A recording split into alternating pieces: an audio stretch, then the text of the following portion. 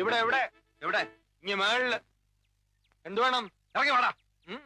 യാത്ര വഹിക്കാൻ വന്നായിരിക്കും. അല്ല, നിന്നെ യാത്ര അയക്കാൻ അങ്ങ് മുകളിലോട്ട്. അവന്മാർക്ക് എത്ര രൂപ കൊടുത്തു? ആർക്ക്? നിന്റെ ഗൂർഖാളിയന്മാർക്ക്.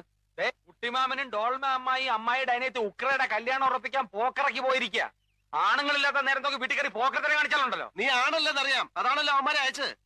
അവന്മാരോ? നീ എന്തുവാടേ പറയുന്നത്? തണുപ്പത്ത് പീടിയെത്തിണ്ടേ കിടന്ന് നിന്റെ പിരി ഇളയിപ്പോയടാ.